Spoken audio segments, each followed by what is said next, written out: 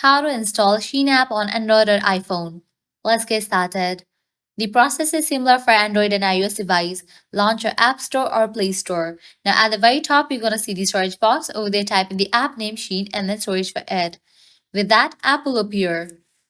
After app appears, at the right corner of it, you're gonna see the option of open or get. Click on that option. With that, download process will start.